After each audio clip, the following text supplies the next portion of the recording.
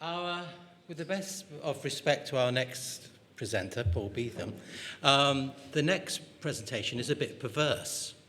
For all of today, we've been hearing about how we need to show off the potential for concrete. BrickPave has been doing research with Notts-Trent University showing how there is no potential. Paul, over to you. Well, thank you, Steve, for the mysterious introduction. So, Meaning you're perverse, just subject. Thank you. So, what we're going to go over is, in this presentation, it's a project that we developed last year with the Soil Stabilisation Task Group. So, we'll go over the need for the research, why we're looking into leaching in stabilised soil, a bit of the literature on leaching in soils in general, and then we'll look at our interim results. It's ongoing stuff, so it's a bit of like fast and loose in some ways, but I'll try and make it sound professional. For those of you that don't know what soil stabilisation is, probably most of you do, but what we're talking about is an extension of a normal earthworks operation wherein we will use a large machine like this machine here to rotate around binder around our soils. That would be either lime or cement traditionally, and that will cause improvement of the engineering properties of the material. So why do we do this? Well, fundamentally, it enables reuse of materials on site that otherwise might not be usable, and that helps reduce or limit the need to import quarried stone and avoiding landfill. So because we're mixing things like lime, this is a strong base, and so it has a pH nominally of between 12.4 and 12.5 at room temperature. So you could say there's a potential for a high pH to leach from that material into a watercourse or some groundwater. So we'll say there's potential, but if you then think of what is known and what is said about this in terms of industry literature and in our British standards, the Earthworks British Standard, which is sort of quoted here, the possibility of the binder leachate is unlikely as currently known because it should form a cemented material within the body and not move too far out of it. And there's this little quote at the end that says the migration should be negligible, less than 50 millimetres. So that's what he said about it. And it's likely in certain ways because of some of the chemistry behind this. So the solubility of calcium hydroxide, which is what the cement and the lime will have within it, is very low. And so if we were to think about that in terms of an amount, we would get about 1.6 grams per litre. That's not very many grains of salt, grains of sugar, if you think of it in that way. So that's its maximum solubility before you can't actually get any more out. So therefore, if you've got a small amount of static water, well, okay, that's going to saturate relatively rapidly, so it's not going to lead to a large scale and ongoing leaching problem. Also, a reaction that we're promoting here, so in lime is reacting with clay, we tend to form cementitious bonds like calcium silicate hydrates, and also that's what the cement itself would go to produce. And when that reacts with carbon dioxide or carbonate from air in water, we're likely to form calcite. Calcite itself is incredibly low solubility compared to the lime, and so about 15 milligrams per litre. And so it's probably a relatively self-sustaining problem. So you go, well, why are you looking into it then if it's not really a problem? Well, why it's become a point of a need to do something on it is because there have been sites that had been stabilised, the soil had been improved with lime or cement, and due to the type of drainage, I'm not going into a lot of detail. I've got a case study on this that I could talk about, but it'll take too long. Essentially, where this is developed is that unsuitable drainage has been then installed into our lime-treated material, so suds-type drainage that actively promotes permeation of surface water into the fill, and then also out and through, and then into a watercourse.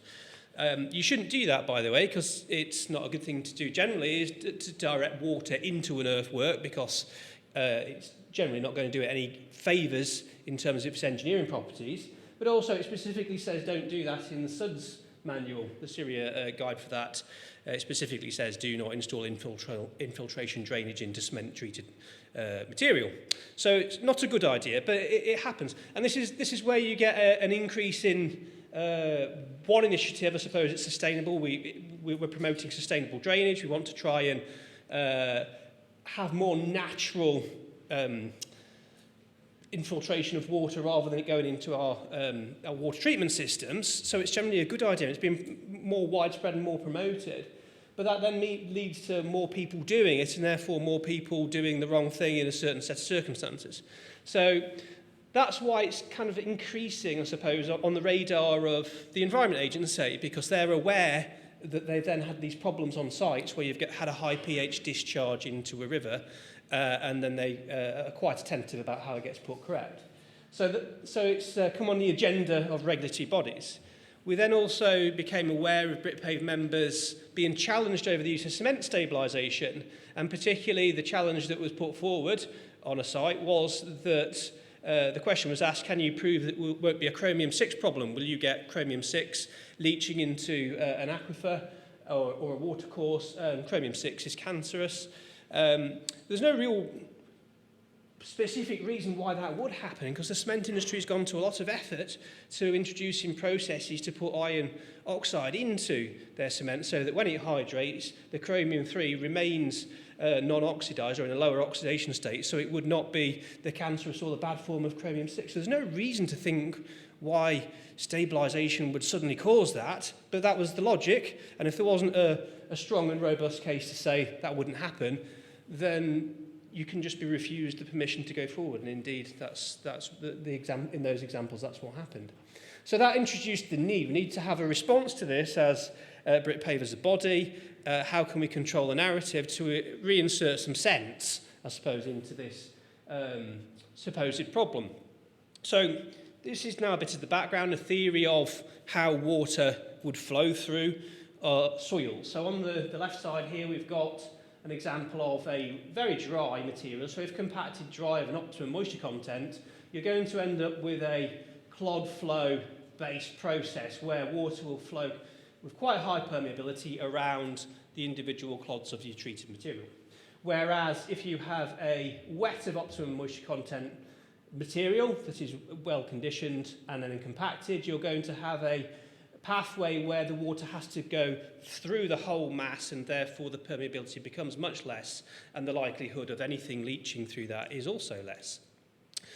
That we can also link that into some direct leaching studies. So these are studies where they've set up leaching cells and forced water through a treated material to see what would then happen over time. And so in this study, they undertook continuous leaching for up to 90 days or 45 days, depending on the variant.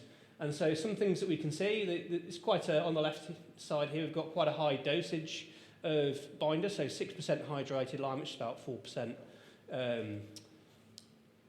quicklime equivalent. And so one thing we can see is on the y-axis there, we've got the concentration of calcium in parts per million, and then the time leached. And we can see a difference between the dry of optimum moisture content and the optimum moisture content prepared specimens compared to our very wet of OMC. So in this case, it was about 5.5 times wet of OMC. And we see in that case, the leaching of calcium is practically minimal, I suppose, after about 10 days. Then we also have a similar trend there, but we have the pH on the y-axis there, and this is for our OMC variants, and we see that pH is high, and dependent on the amount of lime you put in it is lower, but remains relatively static over time, or slightly reduces in the higher lime additions. So we see that the binder dose is a factor, but effectively we have a pH of greater than 10 maintained throughout. So that's what we're seeing through that kind of baseline literature. So this helps inform what we're thinking of doing. And so we set up a working group made up of several of industry focused BritPave members and then myself, representing Nottingham Trent University. So this is a BritPay funded project, and one of the good things about working in this industry collaborative way is that we were able to do a higher volume of work for the price due to the members contributing time to prepare samples and also source the materials. So we're able to effectively do this more than twice as cheap as we otherwise would have done. By the way, we didn't work for free. I'm sorry about that, but that's where the money went. Not a charity.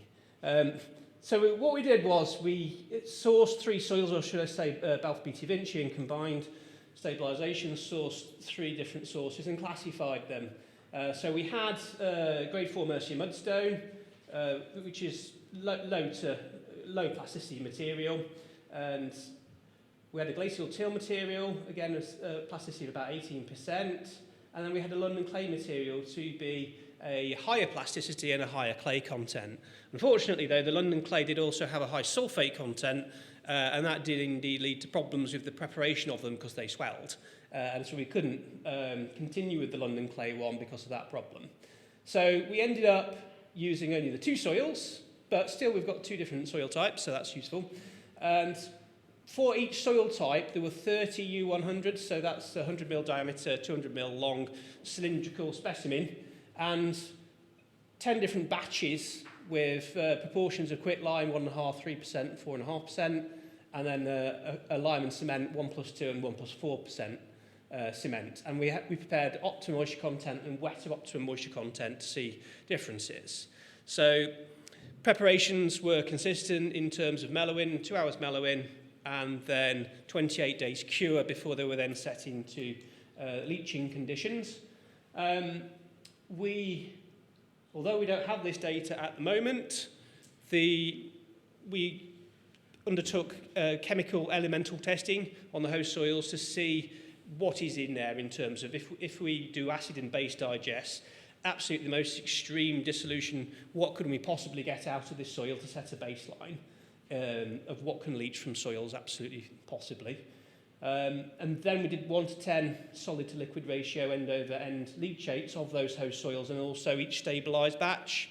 So the thought process behind that then is you set, this is a very aggressive test in terms of leaching because you break the material down into 4mm particles and then you end over and tumble it. So you're forcing anything that would come out of that in a water-based solution to come out. So again, that'd be like a worst case leaching scenario.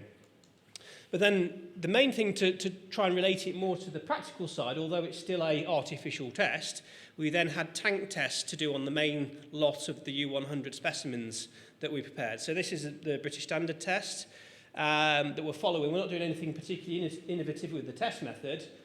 What we did, I suppose, in terms that was reasonably innovative in the setups that we made were laser printed. So we were able to batch produce. We initially made 90 of these. We were able to laser cut our setup so that we could lift them easily in and out of our ice cream tubs.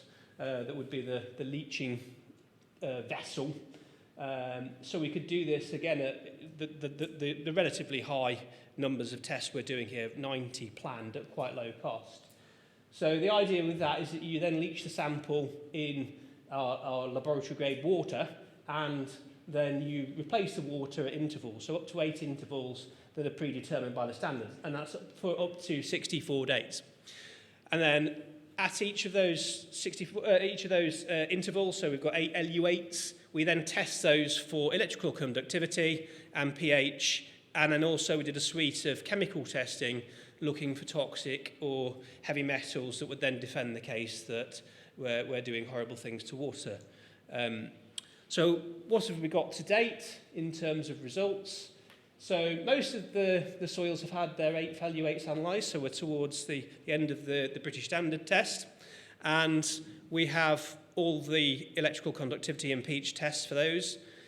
For 60% of those, we tracked the toxic metals and also the calcium content that was leaching through those over time. And then for every single one of them, we undertook a cumulative sample to see what, on average, of all the LU8s added together, what is in there in parts per billion of the metals. So if you want to know what the metals were, they are kind of listed there at the bottom, but they're generally anything that you could think is bad to go into water. So in terms of, did we find anything bad? Not at all. All of the toxic metals are below the drinking standards, the levels for drinking water. So that we did find some chromium leaching out of it. So this is elemental chromium. We don't know if it's chromium 6 or chromium 3. We're going to speciate that. That means figure out which one it is. But that test method's in development. Our chemist is scratching his head. And he's got a really crazy mop of hair. We had the Back to Future reference earlier. This guy does look like Doc Emmett Brown, or cross between a Spinal Tap rodeo that did far too much acid in the 80s. And that's the guy doing these tests. But he's brilliant, by the way. Brilliant guy. That combination of background made him really good at chemistry. So this is our ICP that he's been using. So, got nothing bad in there. So what have we got to talk about? So we can talk about the pH and how that changes with time. So what we've got on here, these are one soil type. Oh, sorry, no, these are both soil types. We've got the Mercia mudstone and then the glacial till. So the dashed one is the glacial till, the solid line is the Mercia mudstone. And then the different lime contents, there's like a little gap between the two, and the lower ones are the 1.5% limes. These are all optimum moisture content versions, but actually there wasn't really any difference between the moisture condition. So what we see is that actually the pH in these is about 11 and a bit, I suppose, from the first few LU8s, and as time goes on you could say that the pH starts to trend upwards, but it's possibly going down again in these cases, slightly downwards. For our 1.5%. For the 4.5% of lime, we get an increase up to about a pH of 12.2, and it is remaining at that level. So, we'll talk about what that means, or if that's actually a bad thing or a good thing, or just a thing in a minute. So what we can also look at is the calcium and the trend of that with the time. So this helps us understand how calcium hydroxide will then be leaching out of this, and how much of it, and we can start to link that to the pH too. So we've got our two soils again. So what we have is the lower lime dose. We're starting off at relatively low amounts of calcium, so 60 milligrams per kilogram, and that trends up. So what you're getting is you're getting a doubling of the period that you're soaking this in the water. So over time, that it would increase is saying you've got a very slowly diffusive process occurring, so you're slowly diffusing more and more of the calcium hydroxide out of this material. If you were getting a great big dump of the calcium suddenly all coming out, what would happen is it would go up to the maximum solubility of the calcium immediately, and it would stay there, and that would say that you are leaching endless amounts of calcium out of this, and that's an ongoing leaching process. But we're not. So we're actually leaching out quite low amounts of calcium. We'd expect it to be 865 if it were to its solubility. But what we do see on the 4.5% one is actually we've got a straight line here. That means that we need to dilute those samples and rerun them because it's capping out at the limit of the detector on the ICP. Did tell you it's work in progress. So that one's for now. But what we can link together, though, what's really useful is, because we've been doing electrical conductivity tests on every single sample, it's a very quick and easy test to do with a meter. We can draw a trend between the electrical conductivity and then also the calcium content. So on this trend here, these are all the LU8s from the Mercia mudstone. And so on the x-axis, we've got the electrical conductivity, and on the y-axis, we've got the calcium content. And you'll see there is a straight line between the two until we get to the point where our limit of detection kicked in on the calcium quantity. What you could see is actually if we got that diluted, you could predict what the calcium would be in those from the electrical conductivity. That does assume that calcium is essentially the only thing that's really doing any conducting of any electricity in the LU8, which is an assumption, but it's also quite a likely assumption, knowing that calcium is quite a good conductor. Not as good as graphene, though. Aha. win for graphene. So don't go messing in here, by the way, like bringing your fancy graphene from Manchester and throwing it in our tanks in Nottingham. Don't do that because you'll ruin my assumption. But you won't do that. Nice person. So, I do go off on tangents, by the way. So that's why Steve put me on last, because he knew I'd do this. What was I talking about, Steve? Leachates? Yeah, leachates. Okay, what we also use this process for were to see if there's any anomalies, any outliers with the ICP. Was it going a bit wonky? And actually, it did go a bit wonky at one point, and the nebulizer started non-nebulizing.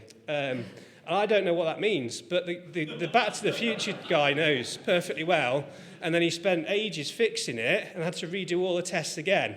So poor guy. But anyway, now we've got decent results, but they're not on the graph. So,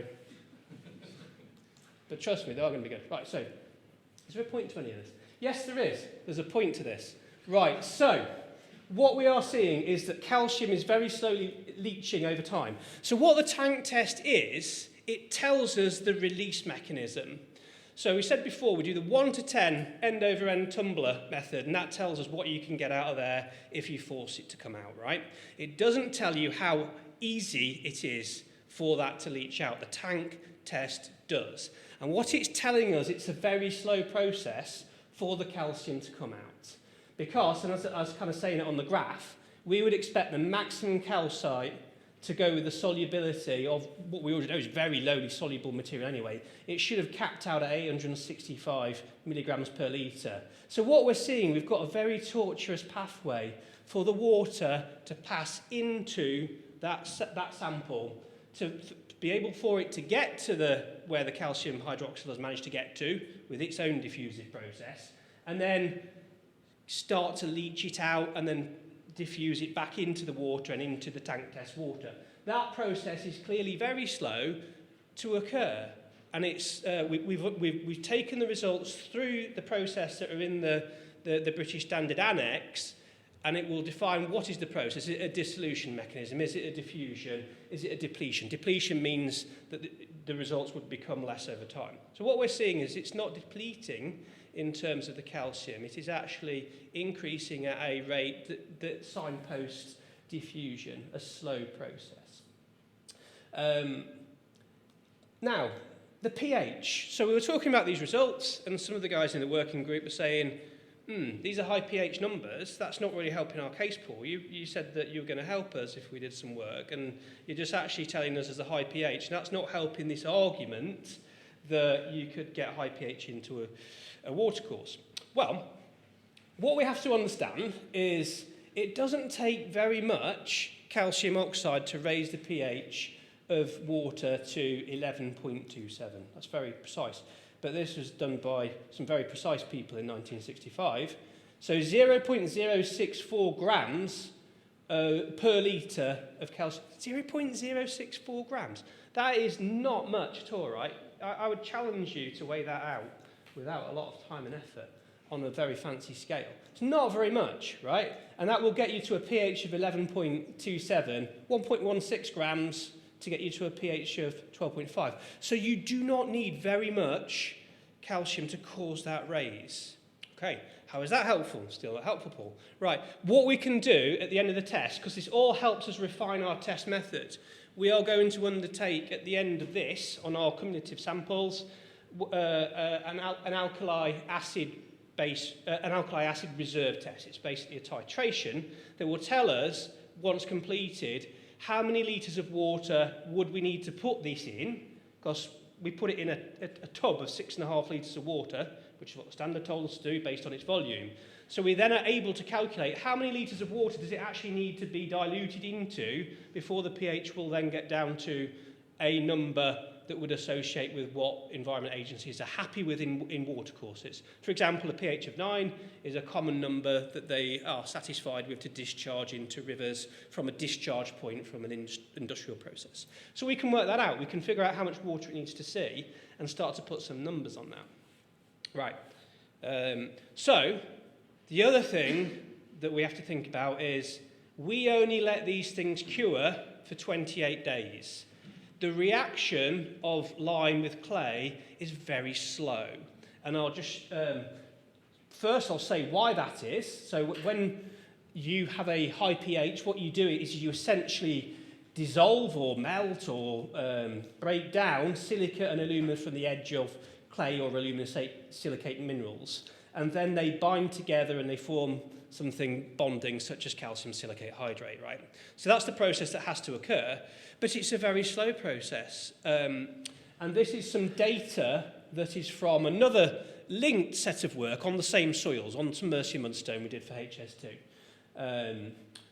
Now, what we see here, these are CBR results. So we've got on the y-axis 0 up to 180 on that axis there, and then days soaked and soaked CBR test. We also have different temperatures to show the influence of temperature 3, 10 and 20. We'll stick with the 20 because that's what the leaching tests are in.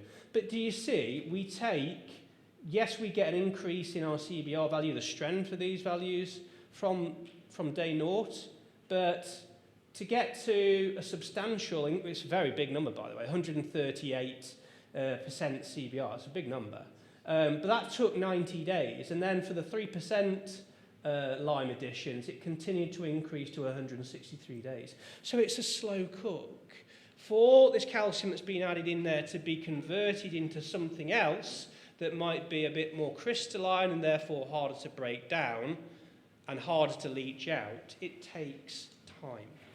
So what we're doing is a comparison with a compaction trial for HS2. Now, 3 years ago, there was a compaction trial done where 1.5% of quicklime was added and conditioned at the same target MCVs that we prepared these at. So 1.5% quicklime, an MCV of 11, 2 hours mellier, and then well compacted, so to a high field density, 12 passes with a very heavy roller. And then these gentlemen here, and I love this beard guy because, I don't know, people that have impressive beards always just make me happy. Anyway, that guy very carefully took a class 1 undisturbed block sample out of our field trial. 2 of them actually, so we got 2 of those, and they were then sealed beautifully in wooden crates and stored until we figured out what the heck could we do with them now we've got them out of the ground. So we tried a few things with these samples, but none of them really worked out, and they were just sitting in our labs going, what should we do? And then we thought, well, we're not doing anything else with these impressive samples, so let's do some leaching tests on them. So one of them has been chopped up, this is the bottom right, into samples that are approximately the same volume as our U100 lab specimens. And it's quite interesting to look at the difference in the structure. It's maybe not the most fantastic lighting here, but you see these are U100 samples that we prepared. I say we, Seb prepared these.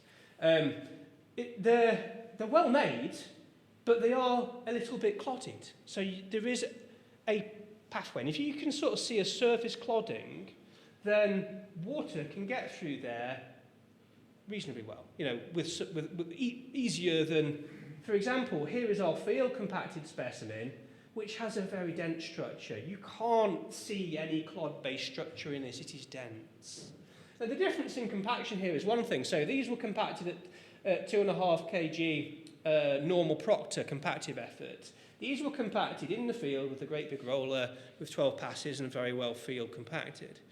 We would estimate from the field trial data that the compactive effort is probably about 5 times that was applied in the lab. So there's a difference in the structure and likely linked to the degree of compactive efforts applied. Also, to chop these up, by the way, we can chop some stuff in our labs. We've got lasers, high pressure, water jets. We've got guillotine cheese wires, which I always thought would be a great way to torture bad students, and pin them down and keep putting more pressure on, like, stop annoying me. No, we don't do that, by the way. No, we respect our students. I just think it'd be fun to do once, though. But what we did with this was we chopped it up with a saw, like a concrete saw, because for some reason the lab technician thought, well, I'll get this wood saw and that should be all right, and he just ripped all the teeth off in about 3 slices.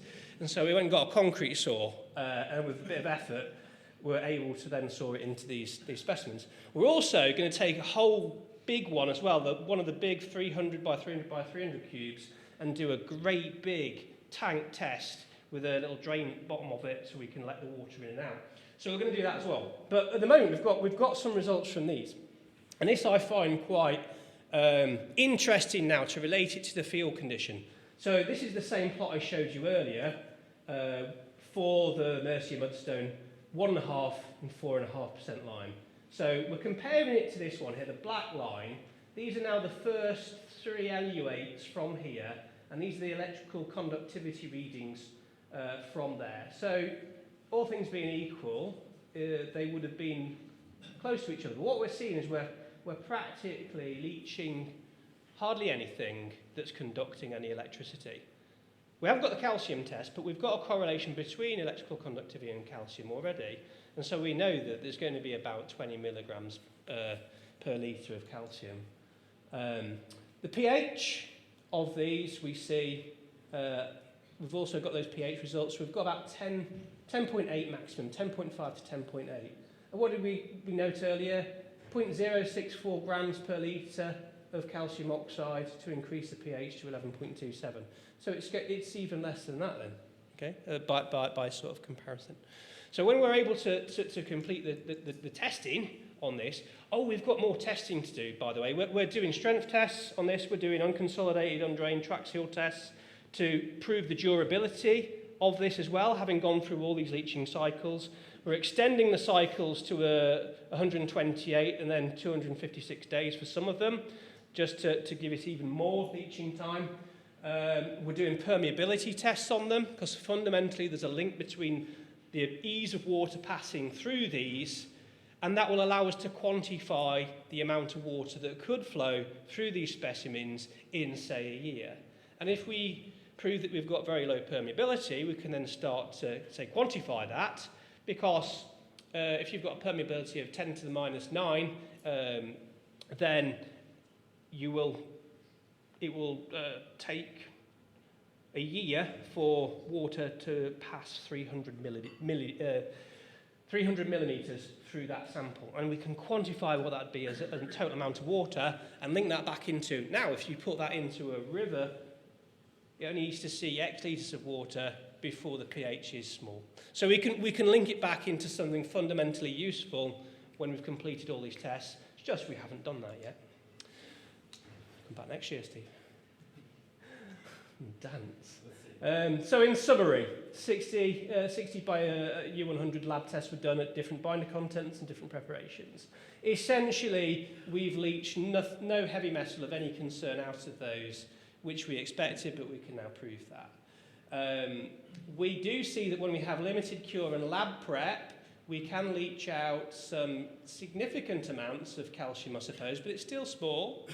Yet when we compare that to the field compacted specimens that have a denser structure and have cured for 3 years, we are essentially getting minimal amounts of calcium hydroxide leaching out. So we can help to use that to conclude and prove our case in the paper that we're going to write to back this all up, that high pH leachate can only occur if a pathway is introduced. Our tank test is still quite extreme, but we can then use the results to apply it to a field scenario and put quantities of water to it. And then even if a pathway was introduced, the risk of the high pH would reduce with time, as we show with the 3-year cured ones compacted in the higher way. Thank you. Thank you, Paul. Last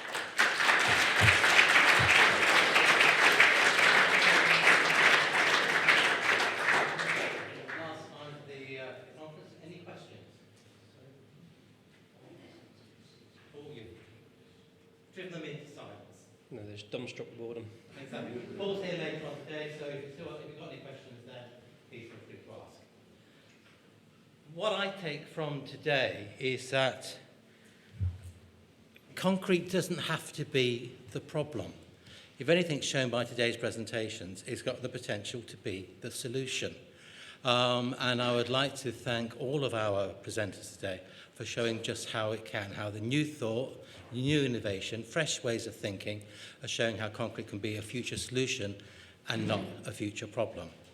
I'd like to ask you all to give a round of thanks to all of our presenters today for giving us their time and giving us some wonderful presentations, all of which will be available from BrickPave if any of you wish, and they'll all be put on the BrickPave YouTube channel, so there's an exciting prospect for you all. But again, thank you all the presenters.